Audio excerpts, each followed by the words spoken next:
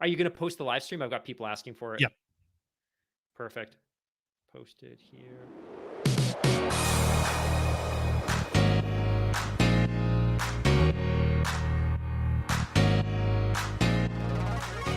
Hello and welcome back to the podcast. As always, up to speed with Formula One. It is Thursday, October 28th, 2021. That means I made the wrong music choice. We should be playing the Monster Mash or something equivalent, or at least some spooky background sound effects. But hey, we are not here to talk about Halloween. Well, I guess we could if we want to.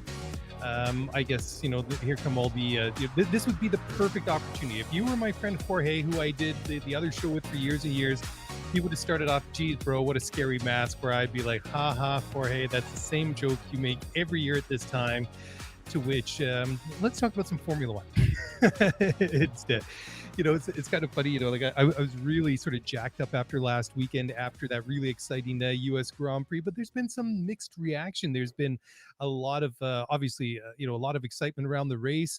It sounds like the organization at the track itself was a bit of a gong show from what I've heard from different people and read online. So it sounds like there's a lot to be desired there, but there's also a lot of news to talk about. So at Hold least on.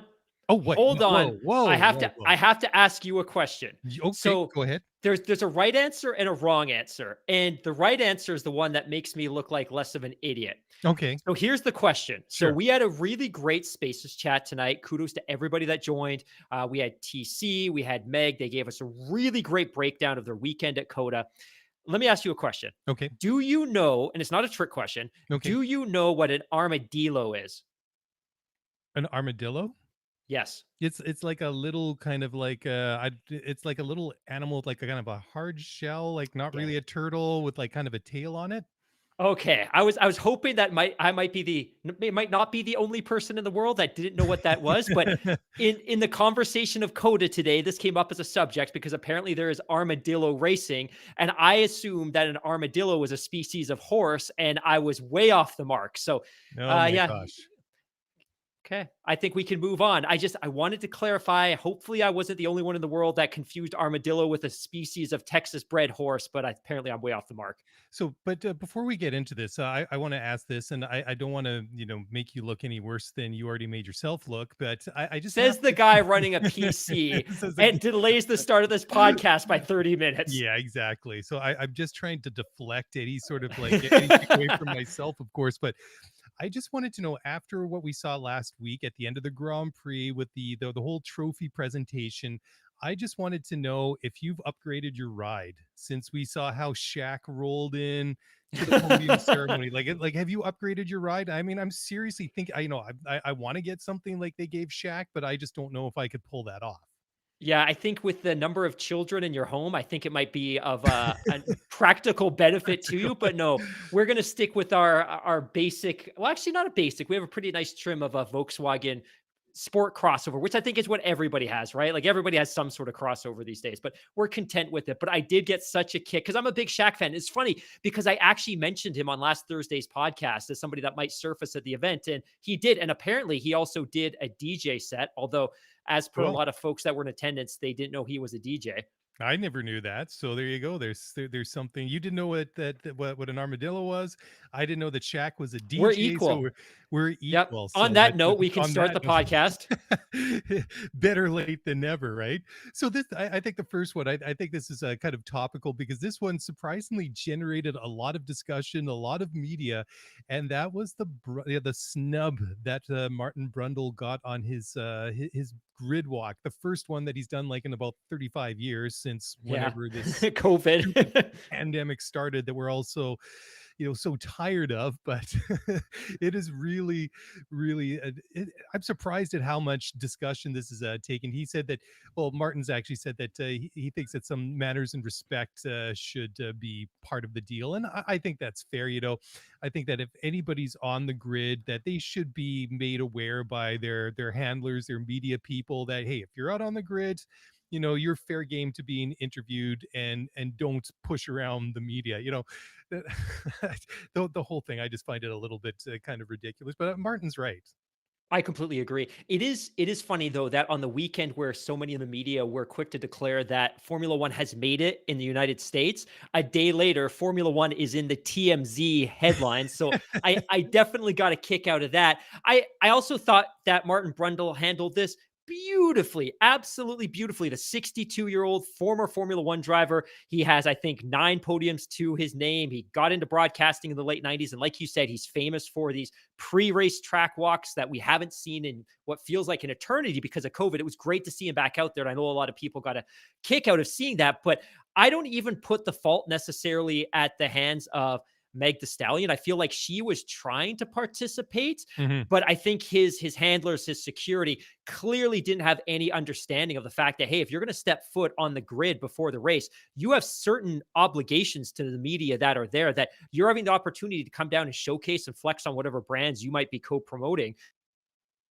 Some common decency and respect to the folks that are interviewing you. And this also goes back to the conversation that I had with you last week and even the week before that I really have a distaste for Liberty's need to trot these celebrities out. And Mhm. if they are legitimately interested and passionate about Formula One, I want them there. I want them to be part of the spectacle. What I don't like is Formula One trotting people out in a bid to legitimize their sport and the championship. Like, look, we're cool. We've got Will Smith at Monaco, or look, we're cool. We've got Ben Stiller, some borderline C-list actor that hasn't done anything big since Meet the Fockers 20 years ago. And that's probably unfair because Tropic Thunder was pretty funny. But that said, like, He I wasn't don't think it's a necessarily good the look. star of Tropic Thunder, though. I mean, I watched it again about a year and a half ago. It's still as funny as when it first came out. Anyways, digress. That's what we're known for, right? I Among think other that things. F1 has grown beyond this. Like Formula 1 doesn't need to legitimize itself by associating and rubbing elbows with celebrities. If they want to be there, that's great. But I would argue that a lot of the drivers on the grid globally are multitudes of times or many factors bigger than a lot of these so-called celebrities they drop out. So it wasn't a good look. We all got a kick out of it. Now we can move on. Well, I guess it kind of makes or begs the question now. Well, does this mean that Martin Brundle's going to get his own security detail at Coda next year? There might be kind of a bit of a dust up between between bodyguards or something I like love that. it. That would be fitting for all the all the sites like TMZ. But yeah, it's a bit silly, but kind of a little bit amusing at the same time. So there's still plenty of things to talk about in this race. I mean, lots of questions asked in the post mortem, especially by Mercedes, and they reckon that if they pitted Lewis as early as lap 8, which seems to me to be extremely early, could have actually helped him ultimately beat Max Verstappen. And I think this is just the sort of thing that discussion that you have when it was so close, the way that race turned out, when you had two completely different strategies between the two the two protagonists, the two title rivals in this race. And you know i I still don't, I'm still struggling. Did what actually happened? Did Mercedes make the bad call and lose out? Did Max just outdrive Lewis at the end on tires that were completely shot? There's so many different things going on, but I would have been very, very surprised, if you dial this race back several days to Sunday afternoon, sit down, watch this again. I would have been literally shocked to see them bring him in as early as lap 8, which would have been what, about 10 laps, maybe not quite 10 laps earlier than everybody else. That would have been extremely bold. And I thought that they were kind of bold the way that they went, extending Lewis 2 times to keep him on the fresher rubber at the end of the race, which logically made a lot of sense. Yeah. It's an interesting thread to pull on, to steal a phrase that I've heard you use many times on this podcast, but I'm still of the mind that maybe the disconnect, maybe the failing here was strategy. I think Lewis absolutely drove the wheels off of that car. I think it's actually interesting to think that maybe Lewis taking the lead at the beginning of the race was almost a bit of a disadvantage because it made Mm, them vulnerable to the undercut from the jump. So all of a sudden, whatever strategy that Mercedes had probably would have evaporated in that moment. But had they pitted Lewis as early as lap 8 or 10 or 12, they ultimately would have ended up in very much the same predicament that Max would have been in ultimately, which was, hey, your tires are rapidly deteriorating and you're going to be behind him. I also think, and this is difficult to say as somebody who had clearly, obviously, has a fairly soft spot for Lewis Hamilton. I also don't know that this race was necessarily as close as it looked. And I think Lewis, when he was leading Max at times during this race, benefited greatly from the dirty air that he was throwing up at Max behind him. I feel like Max had better pace because, Lewis had clean air for how many laps before Max went in for the undercut, and he couldn't put any time between the two of them. Like when that overtake happened, I'm doing the math in my head. I'm thinking lap 4, lap 5, could it be up 2 seconds? Could it be up a second and a half? Could be up 3 seconds? Where could he be if he has clean air for 10 laps, 15 mhm. laps, 20? But he just couldn't put any daylight between him and Max. And my sense in hindsight is really the only reason that Max didn't have the opportunity to lunge at him during the early portion of the race was simply because Lewis was throwing up so much dirty air, which we've spoken to eternally. So ultimately, the more I think about it, I don't know what the clear strategy would have been that would have given Lewis a clearer shot or a clear opportunity to win this race. But at the same time, I almost feel like Mercedes needs to be satisfied that the damage wasn't greater, especially since Max had pole. I think if you went into Sunday and you said, hey, look, the outcome's going to be a 1-2, it's going to be a Max Lewis finish, I think a lot of people on the Mercedes side would probably be satisfied with that because there's some Mhm. damage mitigation as much as they needed to avoid that 7-point delta being put up on the board. I don't know. I feel like I'm rambling, but I can't find a clear cut pathway in my mind to Mercedes winning that race. I don't know what it would have been, even 72, 96 hours later. And I don't know if you see what that pathway would have been. Yeah, I've really tossed this one back and forth over the past couple of days, and I still come back to the same conclusion that I think that both teams set up their driver in what they thought was the best situation for them. I thought that Max was at a bit of a disadvantage, due to the fact that he was going to be on very old tires at the end of Yeah, the good race. point. Good And point. that's why I thought that Mercedes was really on point, and we've seen Lewis do this before, where he extends and then he puts in some really hot laps, and then I thought they really did the right job. But it was interesting too in those closing laps after the last stop when Lewis had the fresher tires, he was taking spades and chunks out of that lead that Max had. And then I was just kind of wondering as we were talking that how much of that was, I don't want to say it was artificial, but maybe a little bit more to the point was they all encountered traffic, and Max, I think, maybe got held up a little bit more. And I think that really did a lot. But I think the one crucial overtake of a back marker that really could have made the difference was right on that penultimate lap when Max came up behind Mick Schumacher right at the most inopportune time, and that really could have made a difference. But I think at the end of the day, I think both teams did what they thought was best for their car and for their driver. And when it came down to it, it just really was those two guys going head to head and fighting it out on the track. Lewis was doing what he needed to do. Max was doing what he needed to do. They both had to go through the same amount of cars because they were fairly close together. And fortunately for people who are cheering for Max, he didn't trip over Mick Schumacher at the end. He didn't hold Max up too much. And I mean, 1.3 seconds between these two guys over the course of, what was it, 56 laps or whatever it was, and all the drama in between was really quite remarkable. And I mean, the 12 or 13 point lead or whatever Max has right now, I mean, it's a little bit comfortable in the championship. But I mean, in the flip side, if Lewis had won that race, he would have taken the lead back, albeit by a smaller margin. And we still have 5 races to go, so I mean, there's still everything in play.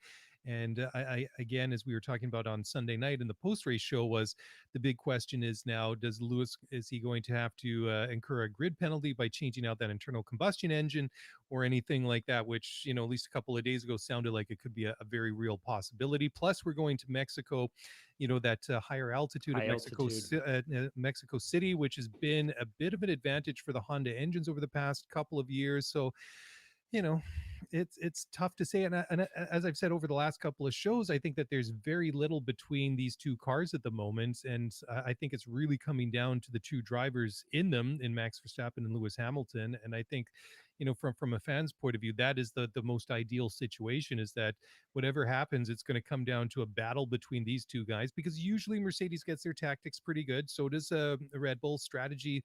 Both of those teams are on point, although Mercedes has some chinks in the armor have shown up in more recent times, and we know that they've been a little bit more susceptible to poor pit stops. So I would give maybe a bit of a slight advantage to Red Bull there. But What go ahead. Yeah, and no, I think I don't disagree with what you're saying. I think the way to state this, and we had a Twitter question from one of our listeners, Emmanuel. Yep. He writes, "How do Red Bull somehow keep nailing their performance and strategies while Mercedes keeps dropping the ball when you expect them to be flawless? It's just unimaginable and sad." So obviously a Lewis fan, obviously a Mercedes fan. I think the Toto might reality be is, asking the same question. yeah, but I think if we look back at the last 6 or 7 years, Mercedes' strategy was largely irrelevant for most Grand Prix and for most seasons, because they were never in a position where anyone was challenging them for a race win. Nobody was challenging them for a pole. So there was this perception, there was this idea that from a strategy perspective, they were flawless, but they never had to engage their tacticians and their strategy directors, because ultimately they were 4 or 5 seconds ahead of anybody else, and they were lapping all the way up to fifth place in the Mm-hmm. Grand Prix. So really, I think it's less that, hey, suddenly they're doing less from a strategy perspective, but rather their strategy team, their strategy directors are maybe being exposed a little bit, because for the first time since 2014, they're really being worked. And I think we have to remember that last year, and obviously Red Bull had some pretty significant reliability issues, but Mercedes effectively dominated last year's championship. That a Yeah. lot of the success that Red Bull are having are new to this year. Their reliability is dialed in. The consistency of at least one of their drivers is absolutely dialed in. And it seems like Sergio, race by race, is getting sharper and sharper and sharper, and really starting to prove that he's earned that contract for next season. But I think it's less that, hey, Mercedes' strategy is not as effective as it was, as opposed to, hey, they never had to strategize Mm-hmm. anything for 6 or 7 years, because they were lapping all the way up to fifth place on the grid. And now all of a sudden, it's a very, very, very different reality. And I think from a reliability perspective, Mercedes is also in a very different place, because for 2014, 15, 16, 17, 18, and even parts of 2019, I promise you, they weren't dialing their engine modes up past 90% of peak power, of peak output, because they simply didn't need to. And by keeping it at 90%, you saw dramatic reliability with these cars, because, hey, we're only running these engines at 90% load, because even at that, we're still qualifying on pole. They were qualifying on pole with their weakest engine modes. That's how far of a delta or gap there was between them and the rest of the field. Now, all of a sudden, you have this Honda-powered Red Bull team whose power unit is making the equivalent output, and all of a sudden Mercedes has to dial their power unit up to 100%, which is something that they haven't had to do for 6 or 7 years. Great And all point. of a sudden now they're encountering reliability issues, because they're having to strain their power source, their battery, their MGU-H, their MGU-K, their power store, their internal combustion engines in ways they haven't had to. So all of a sudden they're being exposed and challenged in ways that they haven't been for the last 6 or 7 years. And that's not to take anything away from Red Bull, because that's what a great team does, is you put other great teams in a position where they're fighting out of a pressure cooker. And that's absolutely, I think, the situation that Mercedes is in now. It's interesting. The first thing that sort of pops to my mind is Ferrari 2018, the year that Sebastian Vettel had a shot at the championship and was actually leading that championship for a period of time.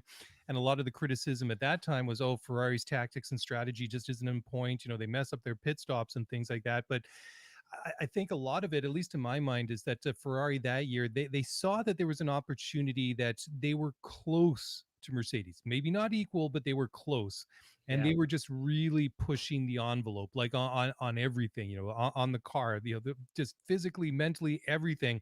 And that's why we saw those mistakes and issues manifest, and Sebastian Great Vettel call. tripping over different people at different times, because they were just pushing 110, pull out all the metaphors that you want. They were pushing 110% or more, because they knew that they could win some races and take some, some points away from Mercedes. Ultimately, it didn't work.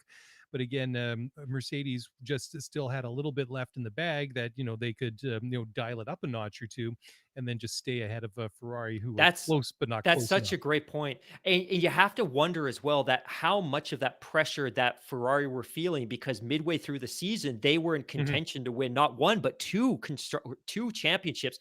How much of the pressure that they were feeling resulted in the decisions that they were making about the power unit that ultimately got them into hot water with the FIA. And just to circle back, just to finish off my comments on this story, I think Mercedes is now in this really challenging position where they're balancing performance. So Mhm. dialing that engine up to compensate for the fact that they're at a disadvantage with these high rate cars versus the philosophy that Red Bull's employing. So they're in this position where, hey, we need to compensate for our aero by dialing that engine up. But in doing so, we run into these reliability issues because we haven't had to dial our engines up to 100, 105 in 6 or 7 years. And we Yeah. also don't have experience doing it. Whereas Honda, they've got all the experience in the world over the better part of the last 6 or 7 years running their engines at full output, full load, because Mhm. their engines have historically been so underpowered to make up any of the performance delta versus the rest of the grid. They've had to run their engines at 100%. So they just have more reps maximizing the load on their engines. So Red Bull definitely has an advantage here, and Mercedes is walking this delicate balance between, hey, we need to manage reliability, which means we don't want to be chucking too many new internal combustions in there and taking those grid penalties, versus if we turn it up too much, maybe we have an engine failure and we puke up all of those points in a race, versus, hey, we need to make up that performance because we've got an aero deficiency versus Red Bull. So a lot of considerations from the Mercedes camp side, not Oh, yeah, just the in-race totally. strategy. Yeah, yeah, great points. Hey, let's take a quick break. When we come back on the other side, we've got lots more. We've got some emails, we got some tweets, and lots of news to talk about. And we'll do so in just a moment after a quick word from our sponsors. So don't go away. We'll be right back.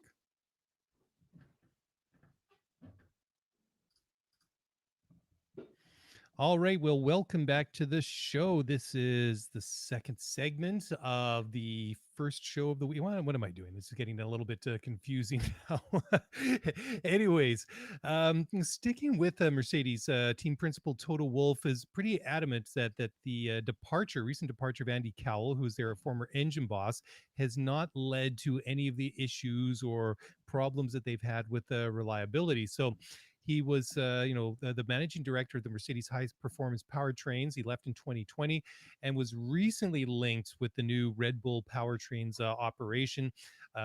However, he's not working there yet. Perhaps there's some sort of agreement in place that, some sort of time period he has to sit, go, what do they call that? Gardening leave or Gardening something? leave. Yeah, gardening leave. Until he can I start would over. love to go on some gardening leave right about now. Yeah, I know. Me too. Even though it's not that time of year. But anyways, Toto had to say, "quote The strength of the organization is its depth. Andy is clearly an exceptional personality in that contributed in his day, but so is Hywell Thomas and everyone besides him.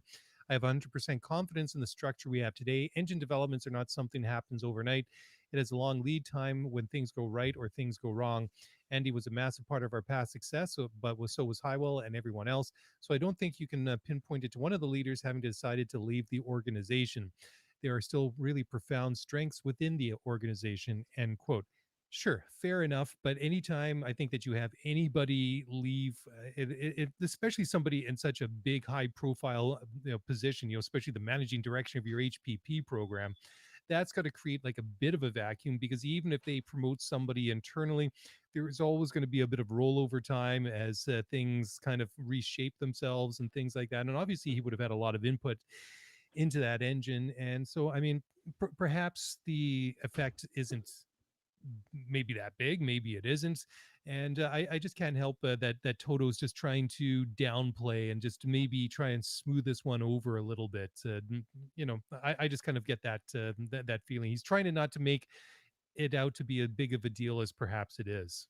This is going to be one of those very rare moments. So mark this in your calendars where you and I take a slightly different path on this topic. My sense is he's probably right in that significant or meaningful changes to a power unit have very, very, very long lead times. Sure. It's not as though, hey, it's December, we've got this great concept and we're going to be rolling it out in the spring for for one of the Grand Prix early in the season, typically it's something that has to go through extensive testing, simulation. All the parts have to be fabricated. It has to be tested. It has to go through all kinds of stress testing. Like, it's not something that can happen quickly. So he was with the team until late 2020. I think where his departure, and we've touched on this topic in the past, I think where his departure is going to be felt is less now, especially given the fact that the engines are all being frozen heading into next Mhm. season and will be until at least the end of 2025. I think where his departure will probably be felt is when we go into the next era of power units. We'll begin to better understand then how meaningful his presence was at the team. So I don't think Definitely. this is a big story. I think it's very intriguing, and I think it's a really sexy topic to discuss him leaving Mercedes and going to arch rival Red Bull and Milton Keynes 30 minutes down the road. I think that's a pretty interesting topic, but Oh, obviously that's that juicy. hasn't been Yeah, for sure. confirmed. But I think you're absolutely right. He's probably on gardening leave right now, which is the polite way of saying, hey, you're going to run out your contract at home before you can sign on with a new team, which is something you've probably made very clear to us is your intent. Yeah, yeah, exactly right. And the next quote from Toto Wolff is this regards the penalties that are involved with changing your internal combustion engine. So if you change them 4 times in the season, you get a 10-place grid penalty, and then if you change it a fifth time, then it's back just to the regular five. And Toto calls this quote an anti-embarrassment regulation from the days when Honda engines were just completely garbage. The beginning of that was Toto's. The latter part The was McLaren mine. era. Yeah, yeah, the McLaren Yeah. era. Sort of I like, think yeah. And I think one of those years McLaren amassed, I think, 100 grid penalty places in one season because Oh, of it was huge. Yeah. it was crazy. It was crazy. But I think ultimately everything that they lost with McLaren is helping them in their championship bid right now. So it's definitely paid off in the long run. Yeah, absolutely. Okay, do we want to tackle another news story? What's up on the here? Oh, here, yeah. Let's stick with this one, and then I want to just delve into the mailbag. So apparently, Red Bull asked the FIA to inspect the Mercedes suspension. This seems to be a little bit more, political subterfuge and all these things, which they all do all the time, back and forth. I mean, remember earlier this year that Mercedes was doing exactly the same thing to Red Bull and the flexi wing and all that. Anyways, Christian Horner, the team principal at Red Bull, made reference to what he called a straight line device that lowers the rear of the car, which would increase the top end speed of the W12, and which Horner believed really gave Mercedes a considerable advantage at the Turkish Grand Prix, which was won by not Lewis, but by Valtteri Bottas. So, according to Automotor und Sport, which is obviously a German publication, they're reporting that the FIA took a closer look at the rear suspension of the Mercedes regarding its legality, and apparently the results of this investigation was inconclusive. It's very, very I'm trying to think of a way to contextualize this in the world of modern business. Imagine Let's you're put it this ramping up. way: this was like the UFO sightings of Formula One. It's like they saw something, they just don't know what it was. Yeah, exactly. It's and from a business perspective, it's like, hey, I run a big box store that sells something that's going to sell well on Black Friday, and I have a competitor down the block. It's kind of like me calling the IRS and saying, hey, they're committing tax fraud, I think. And then the IRS rolls in on Black Friday and they start going through their books and distracting the business owners. That's kind of what Red Bull did in this case, which is they kind of flag the FIA. They say there's something up to something. So the FIA moves into the garage. They're asking questions. They're looking through technical documents. They're stripping the car apart. And now all of a sudden, Mercedes is focused on this FIA quote unquote audit as opposed to getting ready for the race weekend. Now, this topic kind of came up over the course of the weekend and it got a lot of people excited. Now, I think what we need to be clear of here is it created excitement and it created a lot of reaction because I don't think people understood necessarily what's happening here. And I think the thought is, hey, they've done something or they've introduced some sort of mechanical component to their rear suspension, which Mhm. is designed to compress under load. Because if the rear end is under load and it squats, it creates additional downforce and it reduces drag. So, in theory, on a track with a lot of straights, if this mechanism is engaged, the rear end squats when the driver is on full throttle. So the rear end squats, the car creates additional downforce and there's less drag. So it's speculated that there was some sort of mechanical device in place. Now, that's not actually the case. And what Mercedes has done here is something that teams have been doing to boost straight line speeds for the better part of probably the last decade and a half. And I'm going to quote from the actual Formula One website here, just to give everyone a little bit of perspective on what's happening here. It's Okay. not that there's something mechanical about the rear suspension. It's not like there's a button in the cockpit that they press and the rear suspension just squats. It's more about using the underbody and an underbody rear diffuser to create a low center of gravity by creating suction between the road and the bottom of the car. So I'm going to read this. Teams have been deliberately initiating diffuser stall to boost top line speeds for 15 years or more. The underfloor with the diffuser at the back of it creates a lower pressure beneath the car than the ambient air on top, thereby exerting incremental downforce on the body, more so with a high rate car than a low rate car. So this actually benefits Mercedes based on their Hmm. current aero philosophy. Now, as the speed of the car increases and the downforce from the underfloor and rear wing increases at the square of the speed, so the rear of the car is pressed down on its suspension and the rake handle on the floor reduces, blah, blah, blah, blah, blah. So basically, it's an aero design in combination with the rear diffuser that helps create downforce, reduce drag, but it's nothing to do with some meddling, unexpected, illegal device in the suspension. I think Christian Horner and Red Bull probably knew this. They weren't sure, but by calling in the FIA was able to go and cause some distraction. Yeah, it's just kind of making me wonder, like this whole story. Does like, is there some secret WhatsApp group with like Mercedes whistleblowers sending Christian like anonymous, messages? Go look at this, or But we because we it's just know, like one for of those things. instance, Sorry, go ahead. yes. No, we know, for instance, teams have regularly hired professional photographers that Oh they yeah, sure. place all around the track. One of the things that we know that teams often do as well is they have photographers trackside that are photographing with extremely high shutter speed cameras. They are out there positioned around the track to take photos of other cars that are at such a high shutter speed that it actually freezes the tire so they can better gauge the condition of their rivals' tires so Hmm. they can dictate internal strategy. So we know teams will do anything for this type of intel and this type of data. In your case, you're right. It may not even have been something within the team. It's something that could have been reported from outside of the team. It could have been something that was called in. It could have been somebody that's in another team that shared this information, an Yeah. offhanded conversation around the old coffee pot on a Monday morning.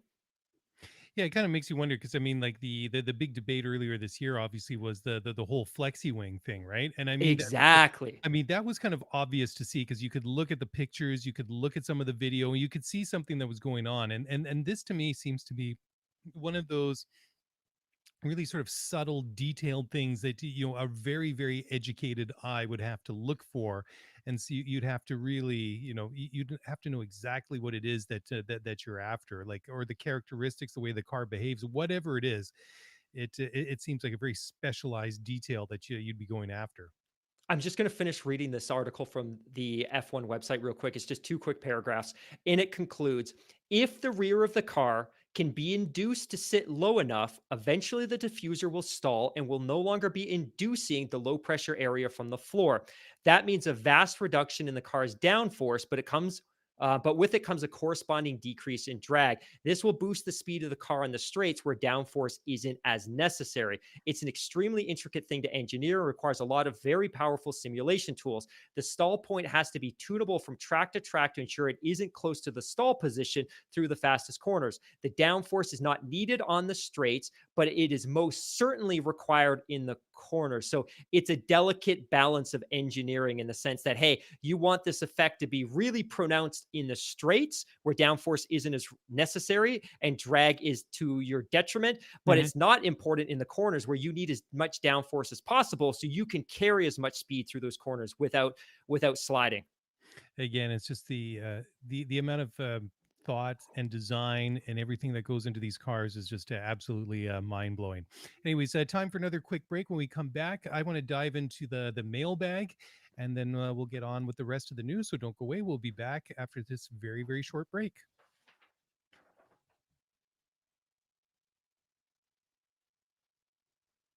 Okay, guys, welcome back. And let's go back to the mailbag, like I've threatened a couple of times. First up is a message here from our good friend, Joe Santucci, who's written with some interesting feedback of what transpired at Coda last weekend. First off, and this I think was pretty obvious on the TV. I'm just surprised that, or I'm not surprised. I'm actually interested to hear what it was like at the track. But he said that support for Checo Perez was wild. To me, it felt like he had the most support or fan support of anybody there, which that really came across on the TV. You could hear that the cheers for Perez were as much as anyone else. So it's that's interesting to hear that that for the people that were at the track, it actually seemed like there was more support for him than anywhere else. Or any other driver, which I guess kind of makes sense considering where Texas is located and geographically, and the fact that Perez is a Mexican driver, and there's a lot of people of Mexican heritage and Mexican expats living in the United States. Then Joe goes on to say there were a lot of the recently released McLaren football jerseys, which was pretty impressive given how recent the launch was. Many merch items were completely sold out by Sunday. They clearly were not prepared for the demand, which could have been impacted by the global supply chain issues. Which, yeah, that whole global supply chain issue just still can't forget that one. Then Joe goes on to say Coda infrastructure is awful. I was honestly embarrassed about how poorly the logistics were. Number of points here. Oh, this is a good one here. I know multiple people who spotted Danny Ricciardo at various spots around Austin. I have no idea how he was able to cover the entire city in such little time. I think that's pretty obvious. He has body doubles, or he's just literally popping up all over the place. Goes and makes an appearance at one place, and then he's across town. But that's cool. It's good to see Danny out there, doing different events and mixing with the fans. Then he goes on to say F1 opening deposits for 2022 was brilliant. I had several friends who couldn't spend the $500 resale for StubHub this year, but put deposits down for next year already. And then finally, Joe says restaurants in Austin have been very understaffed since the pandemic, and I heard anecdotally that many were not able to staff the event, so the food options were not nearly as good as 2019, which is one of the things that we've heard, that there's a lot of great places to eat in Austin when you're visiting there for the race. So great, good to hear from you, Joe. And there's a lot more different things here, but certainly like some of the other of his comments here, they're all basically related to the one sort of umbrella comment about how the infrastructure and the organization at Coda just left a lot to be desired, which is it's a shame to hear. He makes a really good point too, and I'll quickly add this because I know we've Sure. got some really great questions to get to. But that comment about the fact that Coda might eventually come under pressure from other venues in the United States that would love to host a US Grand Prix is an interesting one, right? Like Right. it could be one of those situations where Liberty's like, hey, we're willing to re-up, but we expect X amount of capital investment in the track. But his points and his comments are pretty consistent with what we've heard universally from folks that attended, that it was a fantastic atmosphere, and it was a fantastic atmosphere because of the people that were there and the energy that they brought. But Mhm. organizationally, whether it was buses, shuttles, parking, food, merch, all of it was a disaster. Parking Mhm. was oversold. One of the comments that I've read as well is that the track was almost entirely staffed with folks that were hired off of gig apps in the Okay. days ahead. So a lot of the people manning, for instance, the food kiosks were there because they were basically summoned via an app and they had no knowledge of what they were doing. And furthermore, they didn't anticipate the crowds that they saw. So by Sunday, all of the merch was sold out with the exception of some Haas pieces, and that food and beer were selling out by Mhm. midday Sunday. So Oh my God. logistically, I think there's some great challenges there. I just credit everyone that was there because I think the atmosphere that those that were in attendance enjoyed was a direct byproduct of the energy that the fans brought. It's nothing that Coda did. It's nothing necessarily that Formula One did on the day, but it was rather the energy that the people brought. But I think going into next year, I think some people might be willing to forgive them. Hey, it's the first race in 2 years, came out of pandemic. There were 400,000 people. You've never seen crowds like this, but you damn well don't get a pass next year unless it's Certainly. perfect. Yeah. Yeah, and on a related note, I heard that all the 2021 U.S. Grand Prix commemorative Nikita Mazepin's shirts are in full supply at all the local thrift shops around Austin. So if you missed out at the track, you can still get yours down at the Salvation Armory or something like that for like a buck at the most. uh, Anyways, going back, you're not going to let me get away from this one. Anyways, got a message here from Toby Louisa Ernst. Question is, I have a potentially dumb question, no such thing, but we'll use the excuse that this is my first full season as an F1 viewer and fan. Another new face in this world for whom Drive to Survive was pretty much the only highlight of the pandemic. My question is about tires. I know that if a driver makes it to Q3, they have to start start the race on the same tires they used in Q2. But what happens if, as we've seen a few times recently, the driver finishes in the top 10 but takes a penalty that pushes him to the back of the grid? For example, technically Lewis Hamilton qualified first in Turkey, but took the penalty and started the Grand Prix at 11th. Had it not been wet, would he have been locked into running to his Q2 tire? I feel like he get his pick because I seem to recall Bottas starting on hard tires at Monza, which he didn't qualify on, but possibly missing something. On the other side of the same coin, Vettel did not make the top 10 in qualifying, but got bumped after LH dropped back. Would he still have to have gotten to pick his tires, or did he have to go back to the Q2 tires he had run on? Now, I must admit, I don't know all the twists and turns and nuances to the tires, but as far as I understand the way that the rules work, if you make it into the top 10 shootout in Q3, you have to start on the tires you qualified in Q2. For the bottom 10 drivers, they have all the different three compounds available to them. So I would assume that would be the same if you qualify first and you've got like a armload full of grid penalties and you end up starting 20th. I think that you would have that option to start on hard tires. Did I get that right, or am I completely off base? Yeah, I think so. I think the only comment is the Q2 tire that you would start the race on if you qualify for Q3 would be the tire that you were rocking on your fastest Q2 time, or the Q2 time that got you through to Q3. And I think the only other comment from this is some eagle-eyed Reddit users have noticed in some upcoming sporting regulations that it looks like this rule is going to be abandoned from 2022 onwards. So there's currently a disadvantage in the sense that you're handicapped if you go into Q3 because you don't get free choice of tires for the start of the race, whereas everyone else does.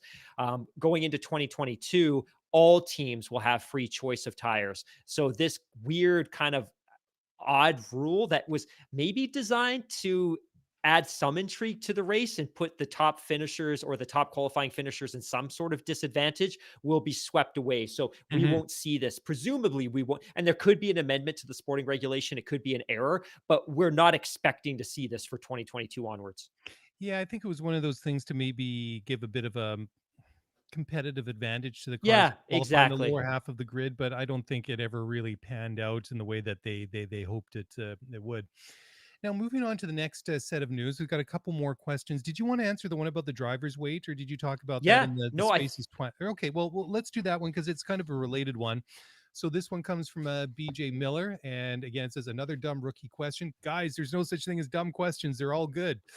You know, you're almost well, as apparently my armadillo question wasn't that good. well. I assumed that most people didn't know what an armadillo was. Difference is as host of the show, Mark, you know, we're sort of put up on we're expected Pedestal. of a small pedestal, but nonetheless. Anyways, BJ's question is, can you explain the pre-post weigh-ins by the drivers? I was wondering if a driver not having any hydration during a race, i.e. Checo Coda, who had a drinks system malfunction, could ever possibly result in the car driver being too light during post-race inspections, or does the driver weight not really factor into the overall calculation and is just used as a baseline measurement? That's a great question, actually. It's a great question. F1 cars are very, very, very, very strictly interrogated in terms of curb weight. Mhm. They're regularly inspected and weighed by the FIA, I believe, after almost every single session. Currently, the FIA, through the technical regulations, requires that the car plus driver must have a minimum weight of 752 kilograms. For Evan and for all of our American listeners at home, I did do the conversion of this. It's about 1,657 pounds, or roughly half the weight of a typical road car like a Subaru Impreza. So Formula One cars are light, but the car plus driver must weigh a minimum of 752 kilograms. Now, of that, a minimum of 80 of it must be the driver. So drivers must weigh 176 pounds. Now, that said, it's sometimes very difficult for a driver to achieve that weight based on their height.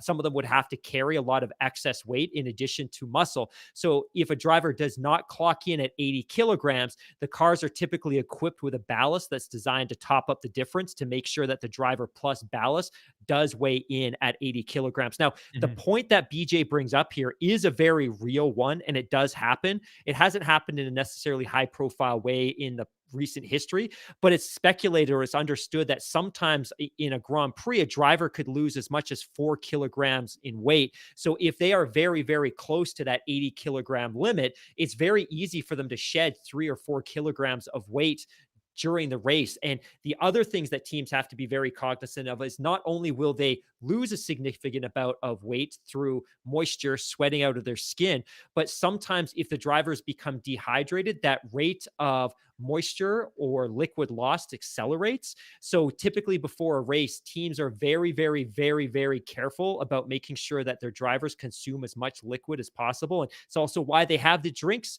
Yeah. machines in the cars, because they want to keep them not just, they don't necessarily just want them to go into the race. Maybe and saying um oversaturated is probably the wrong term, but they're very, very careful to make sure that drivers drink a lot of fluids before the race and that they're Mhm. continuing to drink throughout the race, because the fear is if they hit that kind of threshold where now, hey, they're becoming dehydrated, the rate of weight loss accelerates and it can put them into a tricky position. So awesome question, but to summarize, yeah, the driver plus car has to weigh in at a minimum of 752 kilograms, and the driver has to clock in at 80 of that. If the driver is smaller than that, they have to carry ballast in the car to make up the difference. But there's absolutely always that risk that a driver loses more than 3 or 4 kilograms, and suddenly the team could be penalized because they're not meeting the minimum 752 kilogram. It's also, it's interesting as well, and I don't know how effective this would be, but sometimes teams will do interesting things with the cars during a Mhm. race or during the setup for the race. So the car will actually finish a race underweight. The driver could clock it in 80 kilograms, but the car could be at a reduced rate. So sometimes the teams will do funny things and direct drivers to start picking up rubber debris. So as Yep. the tires shed during a race, they start puking up marbles. They're basically round balls of rubber, but they'll actually direct the drivers to start picking those up on the outsides of their tires so they Yep. gain additional unsprung weight. But yeah, so it's definitely a good question. Yeah, well, sometimes you'll hear that after the end of the race, they'll say, "Go pick up rubber," and that can actually add Exactly. several points, or sorry, several pounds to the weight at the at the check-in at the scrutineering afterwards. It's fascinating. I mean, obviously, every extra ounce and every extra gram makes a difference in Formula One, but it's not that minimum weight is not just something unique to Formula One. You see it in other sports as well, like road cycling, for example. UCI has a Really? minimum. Yep. I mean, but it's different. It's not like there's a minimum for like a bike and rider, because you have riders of different sizes and weights. But the thing is, UCI regs. So talking Tour de France here.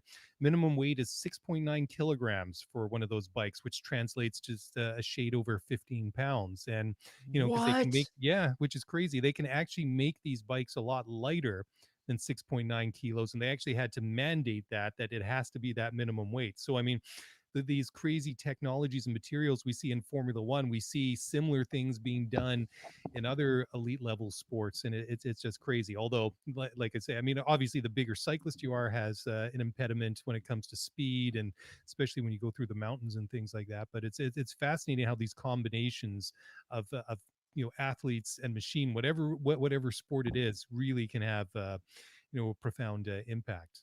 I didn't realize that, but now that you Yep. mention it, that makes total sense, because I'm assuming that some of these road bikes, they must be almost entirely carbon fiber. The Oh yeah. Yeah. frame, yeah. And for those of you that are at home and you're a sneakerhead and you're big into shoe games, think about Nike's quote unquote controversial Vaporflies as a comparison to what we're Mm. talking about here. A shoe that absolutely pushes the boundaries of what's technically capable in a running shoe and has helped smash records at multiple marathons across the globe. But yeah, Well, we and saw that at again, Tokyo last summer too. There was a lot of exactly, these, like records were falling all over the place, due to these like super sneakers or whatever you want to call it. I mean, it's totally. fascinating the materials we see just across the board from sport to sport. The other thing that's important about the driver weight, and I jotted this down as a note, is I think it's also something that's incorporated as a rule or maybe a directive, is simply to preserve the physical health of the drivers. Because I think unless somebody's regulating their body weight, there's always that temptation that drivers just lose and lose and lose weight. And then they get Mhm. into an unhealthy position in terms of the amount of weight and body fat that they're Yep. carrying, and it can get into a dangerous territory. So it's a good way to regulate and govern the teams to make sure that there's no undue pressure on the drivers to lose an unhealthy amount of weight. Yeah, when they're probably carrying like 2% body fat to begin with. Exactly, Um, exactly. just before we go on to the next item of news, there's an interesting comment here in the live chat from Javier Ramos. And his comment is it is actually cheaper and less expensive for some Mexicans to go to the US Grand Prix than the Mexican Grand Prix. Wow. It says he goes on to say the Mexican GP is significantly more expensive to attend compared to the U.S. Grand Prix. So that is interesting. I honestly did not know that. I've never actually looked into pricing for either of them. I just haven't been in the position. Well, I mean, nobody's been in the position to go out to either of them, in the last year or so, anyways. But that is interesting. Be very interested to see what some of the ticket prices are like for the Mexican Grand Prix. We're going to come back to that because the pre-sale window for Miami opened a couple of days ago, but want to sort of stick with the American theme here for the moment because Nico Hulkenberg, former Formula One driver, impressed in his first IndyCar test for Aero McLaren SP. And this is, this is really cool to see. I like Nico Hulkenberg. I think he's a decent driver. I think he's a really good personality. I think that his time in Formula One had come and gone. I mean, he did kind of had a bit of a cameo last year as reserve driver, filling in a couple of times in the bizarre pandemic season that was last year. Arrow McLaren SP team president Taylor Keel said he was very impressed by Hulkenberg's first IndyCar test and admitted he'd be expecting him to do well, just given Hulkenberg's talents as a former Formula One driver. Yeah, I don't really have a lot to add here. I think it just does speak to the symmetry between the growing symmetry between Formula One and in Indy. And I think long term, if F1 really does want to grow revenues, I think a purchase of that championship, that series is the right thing to do. And hopefully we'll see more and more F1 teams buy teams in IndyCar because it's a really great place to sash drivers, young drivers, especially, or drivers that maybe don't have an opportunity at a Formula One seat, but are still very capable. I always forget, and I just brought up his stats in front of me, but I Yeah. always forget how long Nico Hulkenberg was in the Formula One championship. He entered Formula One in 2010 with Williams, spent a couple of years with Force India, spent a couple of years with Renault, concluded his championship run in a couple of, to your point, cameos in 2020 with Racing Point, largely because of the COVID circumstances. He sat in for Lance Stroll when he missed a race due to COVID. He would have sat in for 2 races for Sergio Perez, It but was the unfortunately, first one, that 70th anniversary Grand Prix. What happened? He qualified, but then they couldn't get the car to the grid, or was some yeah, exactly. So bizarreness going on. The British Grand Prix, they couldn't get the car started due to mechanical issues, and then he did finish 7th at the 70th anniversary Grand Prix, which was terrific to see. And then he finished 8th at the Eiffel Grand Prix. But he had a great run, almost 200 Grand Prix, or maybe a little over 200 Grand Prix. He won the Decent, yep. GP2 championship in 2009. He seemed to become a bit of a fan favorite in 2020. I think people didn't realize what they'd lost after 2019 because he was kind of a little bit buried with that Renault team, but it's Mhm. nice to see him get a ride, and it continues to build those bonds between Formula One and Indy. And I think because of Drive to Survive, and I think because he made a couple appearances last year, he's going to be a fairly marketable force. Maybe force is too strong, but he'll be very marketable in the IndyCar Championship. Yeah, Zach Brown, CEO of McLaren, had to say this about Nico. Quote, I think aggressive drivers are rewarded in IndyCar. Nico is one of those drivers who climbs on top of the wheel, as they say here in America. I'm really looking forward to seeing him at work. I think he'll enjoy it. Fernando Alonso and Marcus Ericsson certainly enjoyed it, end quote. And then Hulkenberg himself had to say the following quote, I haven't been behind the wheel for pretty much a year since that last minute stint at the Nürburgring. I'm looking at it and I feel like I still have some good laps in my right foot. I mainly want to discover the car. I have watched the last few races and my heart really lies with the single seaters. Formula One is not going to happen anymore. So then you look at the best possible alternative. IndyCar is definitely an interesting option, end quotes. All right. Okay. This is one I really wanted to talk about. I think this one will be kind of fun. So, Bernie Ecclestone, remember him? He actually agrees with Max Verstappen and Max's stance of not participating in Drive to Survive. Now, maybe this will be a wake up moment if you're with Max Verstappen, because like the unpopular 80-year-old that nobody really seems to have any time for. Or certainly not too popular among the fan base, thinks the same of you. Maybe you're gonna maybe rethink about that. Anyways, that's just me being me. Anyways, Max, he said before the U.S. Grand Prix, he doesn't like being part of it. He says that some of the rivalries in there are faked and all that sort of stuff. Anyways, former Formula One boss Bernie Ecclestone had the following to say, quote, "I'm a realist and I know it's not going to be very real. So I know how these guys act and think and do, a lot of them. And we see the things are completely wrong. Then maybe I get like Max and get a bit upset," end quote. So I don't know. Not really too much to add to that, but certainly, we all know what Bernie was all about when he was in charge of Formula One. Let's just say that from a media and social media point of view, Formula One has evolved in light years beyond that. I mean, I guess if Max doesn't want to do it, that's his prerogative.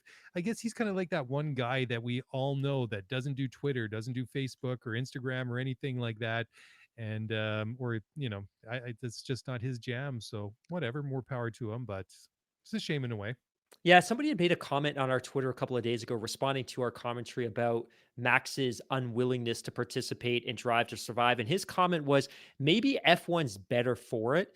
And his point was really that look, if you go back to 2019 when Ferrari and Mercedes were involved in the Drive to Survive production, we Hmm. became introduced to a whole slew of new teams and drivers that we probably never would have learned about. And maybe Max's absence is good because it gives all these other drivers and personalities a platform and an opportunity to introduce themselves to the world. Because obviously, if Max was involved, he would probably be a fairly dominant figure in the show. And I think we know quite a bit about Max, even though he's Hmm. not necessarily as public a personality as some of these other folks are. So I've kind of evolved on that position. I think, hey, you know what? You're going to miss out long term, maybe more than we are, because there's just so many great personalities and so many great stories here. And just with respect to the Bernie piece, one of these days, you and I need to sit down with somebody and just talk about where would Formula One be if Bernie didn't move off of this property when he did, because I think we can both probably pretty confidently say it would not be enjoying the current renaissance it's enjoying if he was still running the show. The Netflix deal wouldn't have happened. They would be still kicky and streaming about social media. They wouldn't have a streaming platform. They would Hmm. still be grinding TV networks for better deals. I just Assuming think they made it in a through the very pandemic in the first place. but that's a great point too, because you also look, it was only 10, 11, 12 years ago where the bulk of the teams in Formula One were deep into negotiations to leave Formula One and start Hmm. up their own series. Like when you think about it, Bernie was never even able to get all of the teams on board with the idea of a cost cap. Like the teams were spurning him and were actively looking to leave Formula One. Liberty comes in, and we talk about the fact that a lot of what Liberty's done has kind of been low hanging fruit. Like it's pretty obvious you should embrace social media. It's pretty obvious you should have a social media or you should have a streaming platform. It's pretty obvious you should do a lot of the things that they've done, but they were also able to get the teams on boards with concepts that Bernie was never able to get them on board with. They were never going to sign up to a cost cap with Bernie, but they engaged and they embraced the cost cap with Liberty. So kudos to Liberty. But as for Bernie, one, I'm tired. I shouldn't criticize too much because I'm the one that put this story on the agenda for tonight. But I'm tired of hearing from Bernie. And I'll be very honest, I'm almost surprised that some sort of gross, despicable story hasn't come out in the last 2 or 3 years about something outrageous he said or did in the past that should have had him banned from all news channels. Like, I just feel like there's a lot of skeletons in that closet, and eventually some of them are going to pop out, and people are like, why did we embrace this guy and acknowledge this guy as the head honcho of Formula One for as long as we did? It's maybe not a Marge shot, but there's definitely some dirt there that I suspect is going to surface at some point, and we're all going to try to distance ourselves from him as much as possible. Ultimately, I think at the simplest sort of level, I guess you can say he was probably the right person to bring Formula One as far as he did, but probably Agreed. then stayed on longer than he probably should have. Totally agree. I think that's the perfect way to put it. Yeah. And now let's go on to a story that's a little bit lighter here. So, Zach Brown is going to get a tattoo of Monza after Danny Ricciardo won the Italian Grand Prix, and he's basically thrown down the gauntlet, and he's really trying to push Cyril Abiteboul, former boss at Renault, to do the same, because he had that bet with Danny Ricciardo last year. Should he get a podium, he would get a tattoo. Danny delivered at the Nürburgring, and it just hasn't happened. I mean, both of them said it was going to happen at some point, and Zach actually did. He got the circuit outline, the track of Monza, on his right shoulder with the dates. No, sorry, September 12th, 2021. On his left shoulder. So good for you for sticking to your end of the bargain. And perhaps maybe he will inspire Cyril Abiteboul to line up or to sit down and go and get inked, because a And deal's a deal, man. do you have any tattoos? I've never asked you this before. No, I don't. I would probably have, the only reason why I haven't gotten a tattoo is because I have trouble deciding which pair of socks to put on in the morning. And then I immediately regret my choice. So when it comes to something a little bit more permanent, I'm really a little bit, hesitant about that, but just because, I So probably I did the am wrong choice. booked in for my first one. And Oh, really? I always Face find a way, tattoos? not face tattoos. I'm not going down the Mike Tyson route, but I always find a way to weave my life into our podcast stories. So this story was very specifically inserted into the podcast agenda so I could go here. But when I first met my wife, when you first start dating and you're having conversations, I don't know how, but the topic of tattoos came up, and I knew she didn't like them. So I'm like, oh, tattoos, they're terrible. I would never get one. Where secretly I'd always wanted one. So over the course of the last decade, I've slowly been warming her up to the idea. And I finally kind of got her resigned to the idea that I'll get my son's name on my leg. So I'm going to get it Okay. done in Farsi. We found an artist that did this beautiful piece of work, calligraphy. And then when we're in the Middle East, I found a tattoo artist that specializes in Arabic calligraphy. So I'm going to get a big one done on the top of my right leg. So very, Cool. very excited about that. And I will probably share with everybody once the pain goes down. So expect some unwanted photos come January. But yeah, I thought the story was cute because it just reinforced to me that, hey, tattoos are mainstream enough now that I can really, really justify and rationalize getting one. Okay. Well, you got to reach out to Surreal, and maybe you guys can go at the same time. I will invite him. I will send him the invite on WhatsApp. There you go. Okay, time for another break. When we come back, still a couple of Mercedes. Sorry, not Mercedes. I always get McLaren and Mercedes mixed up. I'm stuck in the silver arrows of 20 years ago. I just can't move on. Anyways, time for a quick break, and then we're going to talk about Andreas Seidel. We'll do so in just a moment, so don't go away.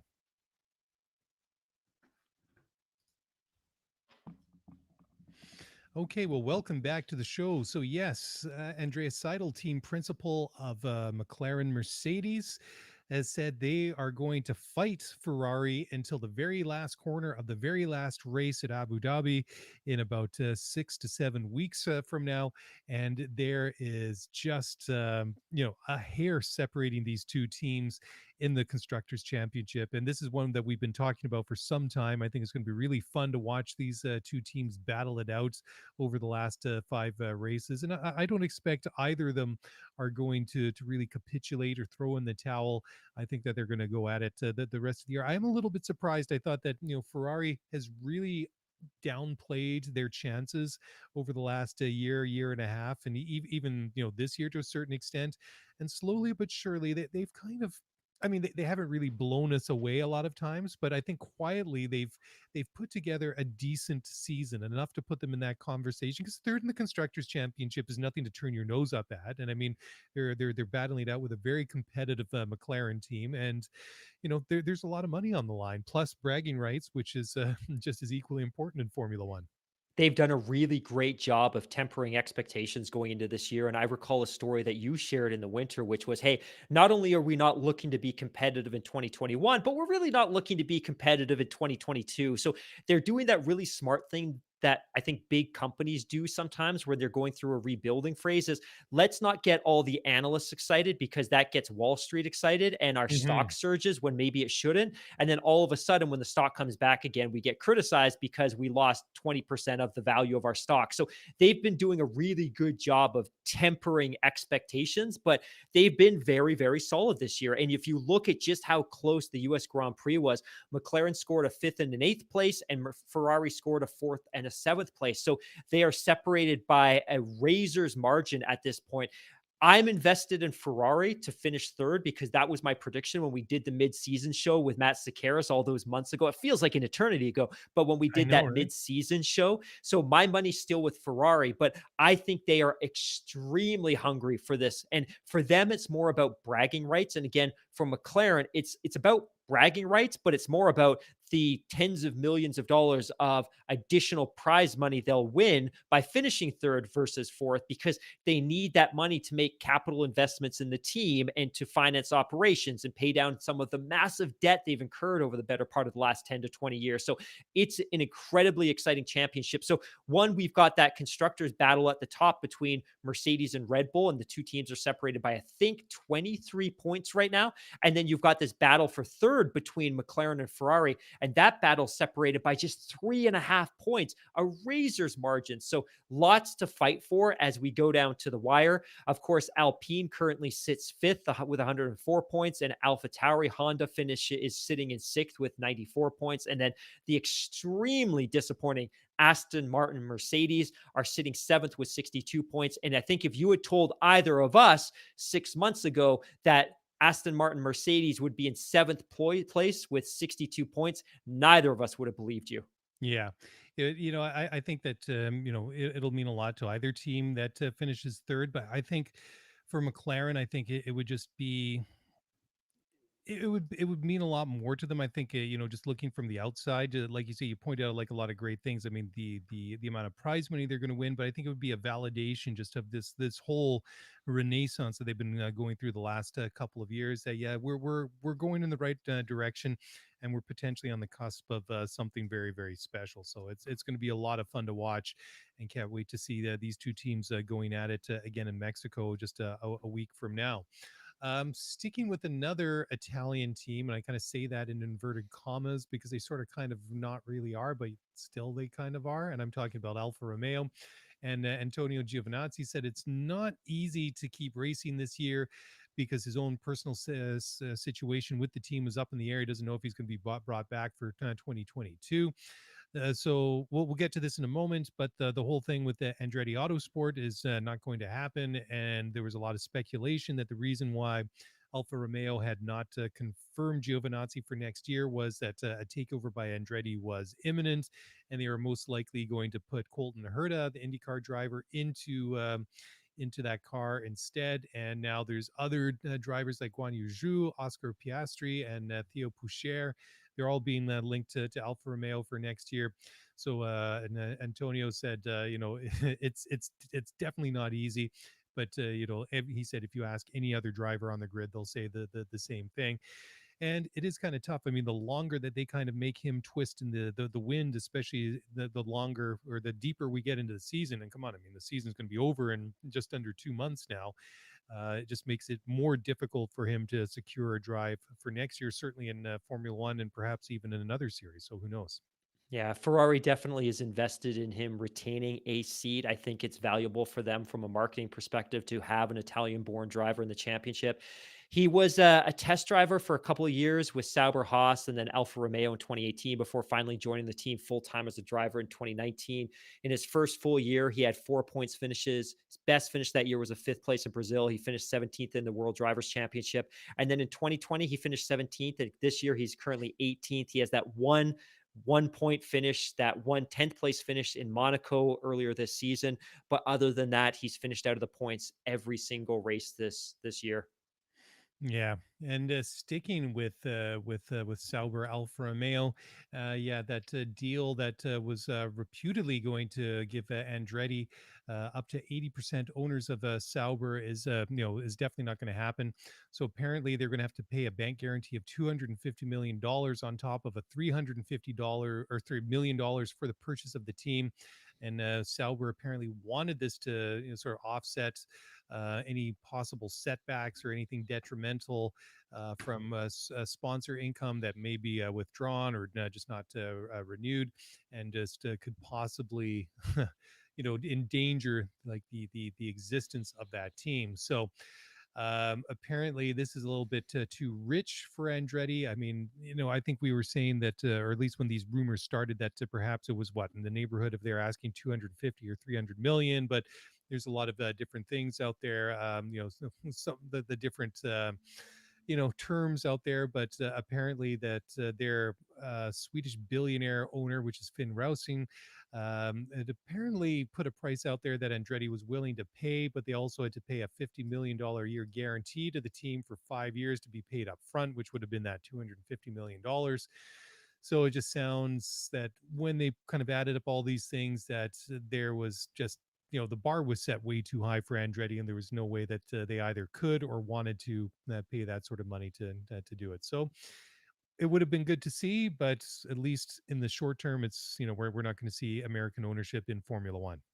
I don't think you may know this, but we were actually criticized quite a bit because we didn't jump on the story when it first broke 3 or 4 weeks ago. And I think part of that was simply because I looked at the Andretti Autosport finances and I knew right from the beginning that this deal was going to be a stretch. And it was going to be a stretch for a couple of reasons. Because one, Andretti himself doesn't have this cash, and Andretti Autosports doesn't have this cash. So it was more them fronting a consortium. And ultimately, the purchase price of the team, or for a majority stake in the team, was going to be about $350 million US. The $250 million was more just a bank guarantee that they were going to have $250 million minimum to inject in the team over the next 5 years, because by buying the team, there was a very real risk that they might forfeit existing sponsorship deals, that some inbound pay drivers may no longer be with the team. So that source of revenue may go. So ultimately, what Sauber was saying is like, look, we'll agree to a deal, but we need to know that you have $250 million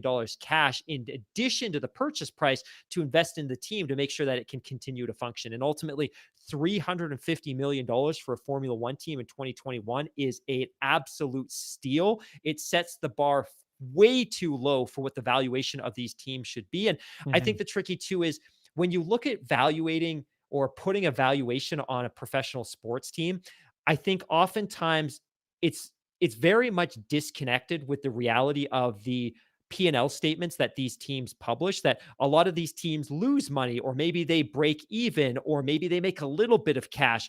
It's very, very difficult for a NFL team or a Major League Baseball team to earn its owners the valuation of the team. Like if you look at some of these NFL teams, they're worth in excess of $3 or $4 billion. And we have NHL teams that are now worth near a $2 billion. And we have multiple NBA teams in the $2 to $4 billion range. While most of these teams are profitable if managed properly, they're never going to earn their owners that type of money back. The valuation of professional sports teams is typically very speculative, and it's typically linked to the value of the network TV deals that are associated with these teams. But all of that said, F1 teams can be very profitable, but a $350 or $350 million valuation in 2021 is a joke. And it's good for F1 and it's good for Sauber that this deal didn't go through, because I promise you, there's a much, much, much richer deal out there. And I think what we're seeing right now is a real boom in the interest of Formula One, but I think there's a little bit of slack between that boom in interest and Mhm. Liberty being able to capitalize on that through renewed sponsorship and through renewed sanctioning fees and through renewed TV network deals. That ultimately there's going to be a real boom in the income of the sport. And of course, a lot of that trickles down through to the teams, through the championship, as is dictated in the sporting regulations and in the Concord Agreement. So I think if I'm Sauber, hey, it's just as well this deal didn't go through, because once F1 is able to start capitalizing on this renewed interest, the valuation of these teams is going to skyrocket because the amount of income reaching the teams is going to increase dramatically. So I think ultimately it's a good thing that it didn't happen. And it's like Lawrence Stroll said on the Beyond the Grid podcast 2 weeks ago. The way he sees the sport is that with an effective cost cap and renewed TV network deals, Formula One teams should be worth $1 billion, $2 billion. So I'm glad this deal didn't go through, although I would love to see a really engaged American owner in Formula One. Yeah, it kind of dovetails nicely with the next story, and this is from Coda boss Bobby Epstein, who said he believes that a winning American driver could help sustain as many as 3 or 4 races in the USA. And I'll just read the quote from Bobby, and he says, "Quote: I think a winning American driver can sustain 3 or 4 Grand Prix. I'm certainly excited about the possibility of another American team." But just having an American team doesn't put fans in the stands. We found that out because Gene Haas and Gunther Steiner and those guys have put the best product they can out there. And I think, yeah, an American champion would do great, end quote. So I don't know. Does it have, Haas really put the best product they can out there? Yeah, I don't know. And then as many people say that, they don't really consider, from our American fans, a lot of them, most of them say, an overwhelming majority say they don't really view Haas as an American team. It really is kind of hard to argue with that. Yeah, that's a total garbage and inaccurate comment in the sense that one, I'm not necessarily going to fault Gunther Steiner because I think he has a very, very strict budget and I don't think he has any control over driver decisions. I think ultimately he's there to moderately steer the ship in the sense that, hey, look after some of the day-to-day BS as it comes up. But ultimately, all of the executive decision making is out of your hands, either because we're being driven by a really strict cost structure or because ultimately our sponsors and Gene Haas are controlling the team. So I don't Mhm. think that's a fair comment because I don't think they've done anything to grow Formula One in the United States. If they Not at had, all. they would have developed a driver academy. They would have identified young talent. They would have been bringing young American drivers over for test drives since Mhm. 2016. They've done nothing. But None of I that. think that comment about a really capable young American driver stimulating interest in the sport is absolutely true. And, Joe made that great observation. And so did a couple of our listeners, including Meg and Taryn during the Spaces chat earlier today, which was the overwhelmingly dominant colors at Coda this weekend were Red Bull colors and they were the Mexican flag. And it was because of the amount of excitement that Sergio Perez generated. Yep. And my thought is, I wonder if a young, capable American driver that's fighting for podiums was on the grid, what would that do for the sport? So I think F1's in this really cool place right now in the United States where they've piqued the interest of a lot of fans, and a lot of fans are now giving Formula One an opportunity either by going to a Grand Prix or tuning in or subscribing to the streaming app. But to sustain that interest, I think it will be helpful, although not required, Mhm. for there to be an American driver, because I think we have to give American sports fans more credit than I think somebody like Stephen A. Smith did, because of course he made those appalling comments about Atani in Major League Baseball and the fact that he wasn't accessible to American fans because his English wasn't great. I think that was Hmm. absolute nonsense. But I think the American sports fan is now sophisticated enough that they can be passionate about this sport and they can support the sport without there being an American born driver on the grid. But that said, if there is one, all the better because it gives them Sure. that kind of hometown driver to root for. Yeah, everybody loves cheering for the home team, right? Yeah, I totally agree. So I don't think that it's completely off the cards, but it might just be a little bit longer than maybe some of us were expecting. But kind of moving along, the one thing that seems to be developing a bit of head of steam is perhaps a race in Vegas is going to happen much sooner than expected. Apparently, representatives from Nevada met with Formula One CEO Stefano Domenicali over the weekend of the U.S. Grand Prix about getting a race in Vegas. And apparently, this could happen as early as 2023, which is really kind of shocking. We go from, just having the US Grand Prix at Coda for the past number of years to, going to Miami next year. And then possibly the year after that, going to the desert and going to Vegas. So that is kind of exciting. So it's going to be interesting to see what happens and where the talks go for or go from here and see how what really kind of leaks out into the public domain. If it's going to happen anywhere, and when I say it happening anywhere, I'm really talking about a street race. I think Las Vegas is probably the one city with the appetite to introduce that level of disruption to the city in terms of setting up and tearing down a Grand Prix track, because we both talked before about how long it takes to get somewhere like Baku and Monaco equipped for a Formula One race. It takes weeks of disruption to get that city ready. But ultimately, Las Vegas is an entertainment capital. Its Yep. entire economy is Yep. driven by entertainment and tourism. So I think there'd probably be an appetite there.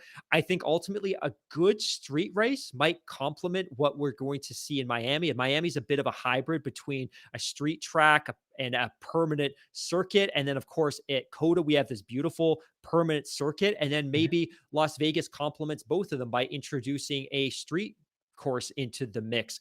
Ultimately, I'm not particularly thrilled with the concepts that have been shown in respect to what that would look like. I think it would look really great on TV, and I think it'd be exciting and be a lot of fun. I don't know that it would make for great racing. And I also think it's still in that moment in time where F1 needs to be a little bit more cautious with rolling this out, because the last thing you can afford is to roll out another race in the US and Yeah. support and fan interest to collapse. Like, you need to stimulate that interest, but you need to take it a little bit more cautiously, a little bit more slowly, and be very tactical. I don't want there to be some brash decisions made because, oh crap, we drew 400,000 people at Coda. We need to stick another American event on the calendar. Continue to nurse and continue to grow, because as much as there were 400,000 people at that track, only 1.25 million people tuned in.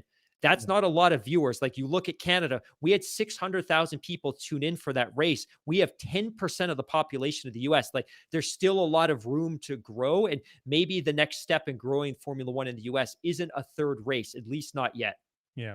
You know what? I'm just before we move on to talking about the ticket prices for Miami. Um, well, let's just say that I'm not really keen on the whole Leo Vegas thing. You know, I've changed my mind on it because it would be terrible for the show. We'd have nothing to talk about because you know what they say: what happens in Vegas stays in Vegas. So you know, what are we? Okay, Oh, that was the terrible. dad jokes, the dad jokes. It had to surface at some point, right? Anyways, time for one final break. And when we come back, we are going to finally talk about Miami. We'll do so in just a moment. So, guys, don't go away. We'll be right back.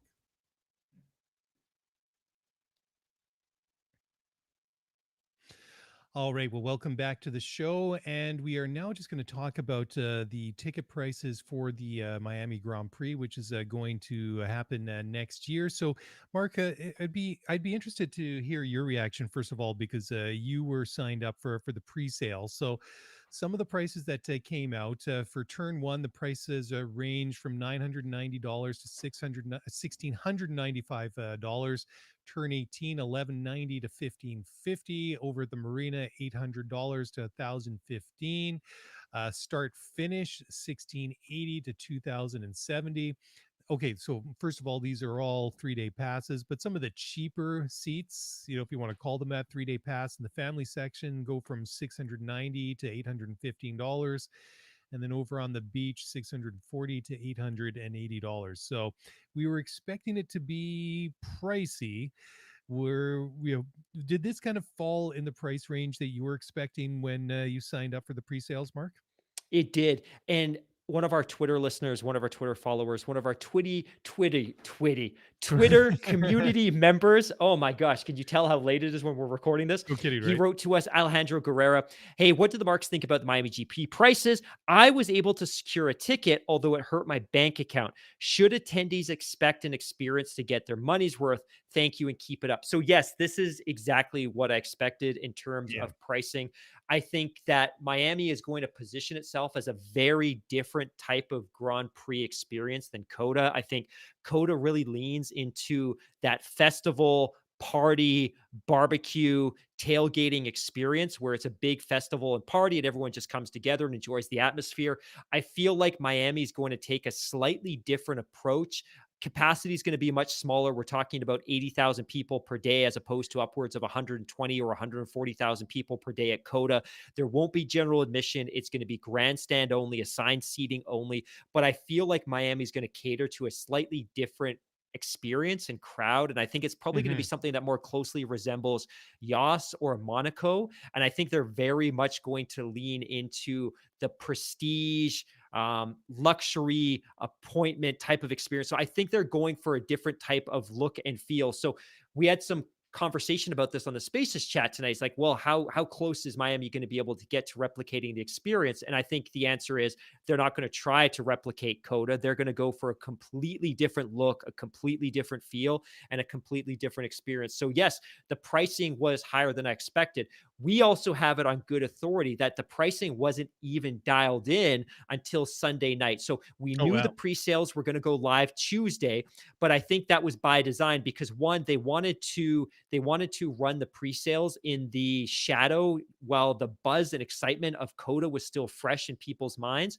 But we also believe that they hadn't dialed in pricing until Sunday because they wanted to see just what the ceiling could be for the ticket pricing, and they dialed them in ultra high because they recognized what the demand was going to be. They saw 400,000 people funnel into Coda. They realized that a lot of that crowd would spill over to their own event, but furthermore, that there was an awful lot of people out there that maybe would never go to Coda, but have this type of money lying about, but would absolutely love to sit in some assigned seating in Miami and take in South Florida for a week or two during a fairly accessible time of year. So in May, I think this pricing is to be expected. Whether it's sustainable or not, we're going to have to wait and see. But yeah, it's exactly what I saw. Now, in terms of what happened this week, my pre-sale was Wednesday. Hmm.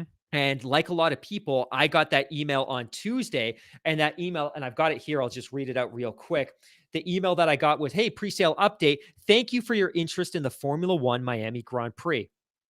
Due to high demand, we no longer have pre-sale tickets available. So they actually sold out on the Tuesday. Now, allotment that was team based that I think some people were still able to gobble up. But what's understood to have happened is the pre-sale codes that were being distributed on Tuesday got out in the wild, and people were able to buy tickets without waiting for their pre-sale window. Now, the Wow. Miami Okay. GP organizers are being pressed hard on this. How did this happen? Why didn't you have better controls? But ultimately, those tickets are sold. People have been assigned seating. They're good to go. So, unfortunately, a lot of people that may otherwise have been able to get tickets weren't able to do so because, like I said, those pre-sale codes got out. It became a free for all. People Hmm. assigned bots, and the tickets were gone. Too bad. All right. Well, let's move on to the next one here. Oh, okay. Well, this is kind of cool. We'll finish this one up, and then this sort of dovetails nicely into a question that we had. So, Lewis Hamilton actually wants Formula One to return to South Africa after almost a 30-year gap since the last race that we had there in 1993. I guess it would work out to be at Kyalami. And that works in nicely to a question that we had from Bill Jones, who said, I personally thought Coda was a brilliant track, and the race turned out amazing. Could you discuss your favorite and least favorite racing tracks on the F1 calendar? Also, maybe any tracks that aren't on the calendar but should because they are amazing. Finally, I would love to hear you explain why you love these tracks. So, first of all, I'll admit that my two, I would say, least favorite tracks would be Monaco and Hungary. I'm not really a fan of either of them. I get that the Formula One going to Monaco was like a thing. It's like they're a jewel in the crown, and but I think that the track sucks. And the racing there is just it can be the most boring race of the entire year, and a lot of the drivers have said that too. Hungary, I find a bit of a frustrating track to watch because there isn't too much opportunities to pass, and we've seen many examples in the past where the car that's leading the race can sometimes just stay in front even though they might be slower because there's just nowhere to get around. So tracks that I would like to see come back. Well, I always wanted to see Zandvoort in Formula One, so that was a wish that was granted. Now, another one that I find a little bit strange is the fact that we don't have a German Grand Prix. And I mean, Nurburgring is pretty cool. I mean, I've been there; it was a great experience. And Hockenheim, I've been there as well, but that was the old one, and I don't necessarily like the new Hockenheim, which isn't necessarily that new anymore, but so I'm a little bit, as much as I like to see a German Grand Prix, like I don't really think there's like a really, the tracks could maybe. leave a little bit to be desired. So in terms of tracks, I'd maybe like to see another one that is kind of cool is Fuji, but it's again, I guess maybe kind of like really old school. That one's kind of a bit of a sentimental one. I've visited around there. I've never been to a race, but I've been to the track. Another one that would be kind of interesting would be Brands Hatch. I don't think Formula One's raced there since what, the 80s, maybe. I don't ever remember watching a race there since, I was like maybe like 9 years old or something like that. So it's been like a long, long time. But those are just a couple that popped to mind. How about yourself? It's a good question, but as the calendar continues to expand, there's fewer and fewer tracks. I really enjoyed being back in Turkey. Hopefully, we find a way to Yes. keep Turkey on the calendar. Portugal, I thought was a blast. I love Mugello. I love Imola. I would love to see all of those on the track. And that's if there's anything good that's come out of COVID, and there really hasn't been. I think what we've seen over the last couple of years is we got to see a bunch of tracks that would never otherwise have had the opportunity to audition or re-audition for Formula One pop up. Like I never thought we were going to see Mugello on the Formula One calendar. Yeah. I wasn't sure that we were going to see Imola again simply because Monza has such a stranglehold on the calendar, and maybe we see more of Imola. I'm so thrilled and so happy we got to see Portugal. I was certain that we would never see Portugal again. So I'm super thrilled we got to see a lot of these places.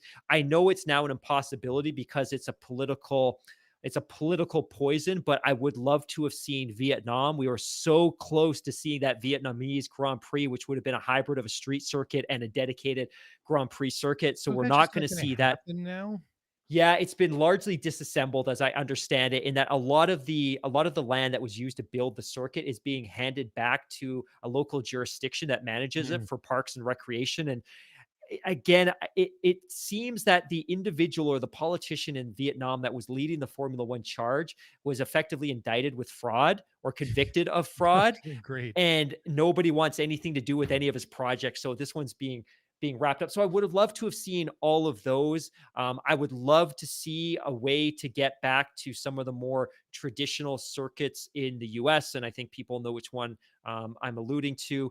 But yeah, Like those are the ones that Watkins I would Glen. love to. Yeah, I think with a fairly significant capital investment, I think that would be pretty cool to see Watkins Glen back on the calendar. And in terms of the tracks that I love today, I love Baku because it's unpredictable, it's fun, it looks cool on TV. I love Singapore. I love Silverstone because I just think it's almost a darn near perfect Grand Prix circuit when you Hmm. consider atmosphere and energy and history and heritage and legacy and the Like actual Monza. track layout. Yeah. And then I love Yas, not because there's been great Grand Prix racing there, because there hasn't, but this year it should be a blast with the changes that they've made, because I love that it has a very different type of energy. And I'm starting to really love Coda. And I also love Mexico because I Yeah. love the stadium section towards the back end of the track. I think that's very, very cool. And again, that stadium section doesn't make for great racing, but it looks cool. And I love the energy of the crowd as the drivers come through. So there's a lot to love, but a lot of the tracks that I would love to see permanently on the track, on the calendar, like I said, have had these mini auditions in 2020 and 2021. Yeah, there's a lot of great shouts there, but I mean, ultimately, I mean, we're at 23 races right now. They say that they want to get up to 25, and you get like Lewis saying, well, we should go back to South Africa, and all these other races that get kind of thrown out there. It's just like, well, if we're at the limit right now, and that's Formula One's bursting at the seams and potentially adding two more. I mean, something's got to give. So either existing races are going to have to drop off and then be replaced by some of these other ones, and then we've got new tracks that have come in with long-term deals. I mean, look at Qatar. I mean, they're like a sort of a Great last-minute point. fill And in, and now they're going where to did get a, that one come from? I don't know, but they got a Yeah, 10-year deal out of it, right? So it came from an out of nowhere yeah. fill in to, hey, we're going to build a new permanent track on the Cornish downtown, and you've got a 10-year contract.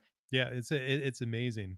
But anyways, just as we wrap it up here, just one final story, and this is just a follow up from last week and the global Formula One fan survey that the results were released about 10 days ago now. So Formula One CEO Stefano Domenicali said that he was surprised that Lewis Hamilton did not come out as the number one most popular driver. Anyways, he had to say the following quote. Well, I have to say yes, in a way. But on the other hand, if you think about the demographic of the people that are more involved in these kinds of votes, I think that you understand why Lando has a great audience in that respect. It's more connected to the fact that he has an approach with them that is fresh in a way that is more close to the people that are following that. That is my personal view, end quote. So, yeah, there you go. I guess that is a bit of a a truth to it. I mean, so the four most popular drivers was Max, Lando, Lewis, and then Danny Ricciardo rounded out the top four. I mean, all four very different personalities, but I guess you could say that that Lando and Ricciardo are probably the two more bubbly personalities, whereas Uh, Max is could be a little bit kind of gruff and distant and aloof, and Lewis is Lewis. I mean, he's a fairly personable, nice guy, but definitely not as maybe well, I mean, he's trendy in his own way, but I mean, in a different way than say Lando, the Twitch streamer kind of guy. But I mean, they're also very different ages as well. So I think there's certainly that to take into account as well. Before you start turning off the lights and setting the security system as we shut down the race weekend studios for another Thursday podcast, You got hear 45 me out on this seconds. one. Hear me out on this one. So my thought is this is, and I'm saying this as a Lewis Hamilton fan, this is actually a good news story. It's a good news story that Lewis Hamilton isn't currently the most popular driver in Formula One. And hear me out. The reason Okay. I'm saying this is we know that in all likelihood, Lewis is going to be packing his bags and pursuing other amazing interests after 2023. Probably. Sure. The Yep. fear is that if F1 was in a position that the NBA was in 1998, where you have one person who's so overwhelmingly dominant and so overwhelmingly popular and transcendent that upon his or her departure, the sport could suffer a really significant blow in terms of exposure and popularity and TV ratings. The fact that that isn't Lewis Hamilton today speaks to the strength of Formula One, and it speaks to the strength of the current driver lineup. I look at the NBA, like you look at Michael Jordan in the late 90s. When he left the league was terrified. The TV partners were terrified. And the NBA went into this really dark spell for 4 or 5 or 6 years, really until the 2003 draft, when we saw Chris Bosh and Dwayne Wade and Carmelo Anthony and LeBron finally joined the league. But I think my point here is it's a good news story because there are so many fantastic young talents in the sport that will be able to carry that proverbial torch when Lewis leaves. And Lewis will leave. He'll leave with 7 or 8 championships. He'll be considered arguably one of the greatest of all time, but he's going to be leaving the sport with some really great, exciting young talent. And that's a good thing for all of us because it's going to give you and I things to talk about well into our 50s. Yeah. Oh, come on, man. Don't go there. That's going to happen way too soon, right? But anyways, I totally agree. Anyways, I think that's all we got for this week. Again, everybody, thank you for downloading, listening to the show. Thank you for all of you that came into the Spaces chat this evening. Check it out. Check our Twitter. We usually go at about what 6:30 Pacific Yeah, 6:30. time on a Thursday night before the show. And of course, the best way to find out about that is to follow us on Twitter at ScuderiaF1Pod. Send us an email at ScuderiaF1Pod@gmail.com. That's it. That's a wrap. If you're looking for something to do this weekend, leave us a review on iTunes, or not iTunes, Apple Podcasts, whatever it is. It helps us grow the show, and we always love to get the feedback. But enough on that. Have a great weekend. Take care, and we'll talk to you again soon. Bye for now.